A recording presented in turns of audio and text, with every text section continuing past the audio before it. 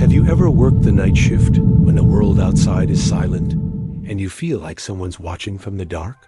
Ryan thought it was just another boring night at the Hollow Creek Diner until midnight struck and something started scratching at the windows. Ryan Keller always thought the late night shifts at Hollow Creek Diner were boring. The place sat on the edge of a nearly deserted highway, surrounded by woods so dark they seemed to swallow light whole. By 11 p.m., the booths were empty, the jukebox was silent, and the neon sign outside buzzed faintly against the silence of the forest. On this particular night, rain tapped steadily against the wide glass windows. Ryan leaned against the counter, half asleep, when the bell over the door jingled. A man walked in tall, pale, dripping wet, as though he'd been standing in the storm for hours. His clothes didn't look right. His style seemed decades old, like something from the 1960s. The stranger sat in the last booth without saying a word. Ryan grabbed a menu and approached, but before he could place it down, the man whispered, "You shouldn't be here tonight." Ryan froze. The man's eyes were dark, almost black, and his skin looked too thin, stretched tightly across his skull. Ryan tried to laugh it off. "Well, I work here, so I don't have much choice." The man tilted his head, water dripping from his hair onto the table. "No, you don't understand. When the clock strikes midnight, they come." Ryan blinked. "Who comes?" But the man didn't answer. He only stared at the window, where shadows seemed to stir beyond the rain-streaked glass. As the diner's old clock ticked closer to 12, the lights flickered. The jukebox came to life on its own, crackling with static before playing a distorted song Ryan had never heard before.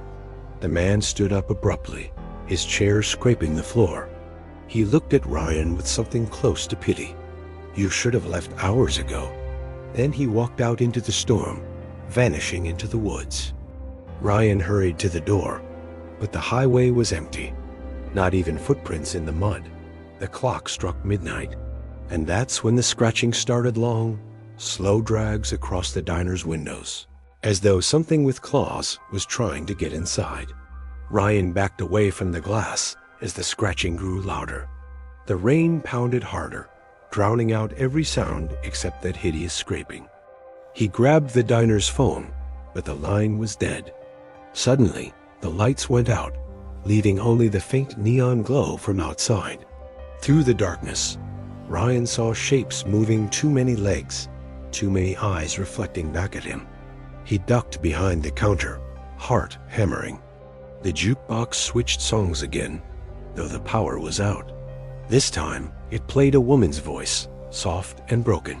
"Let us in?" The front door rattled violently.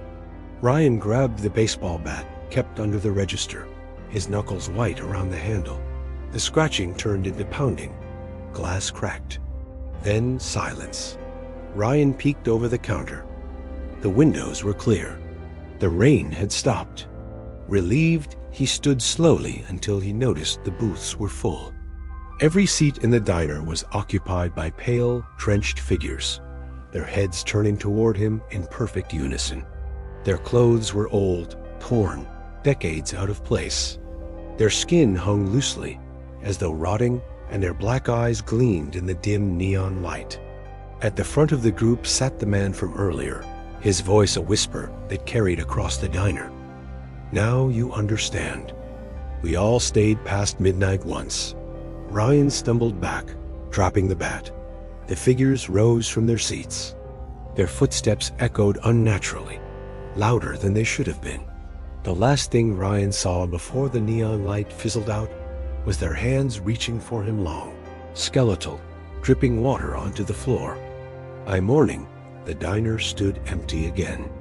Only the jukebox played softly, looping the same distorted song. And on the counter, where Ryan once stood, was a handwritten note in shaky letters. "Never stay past midnight."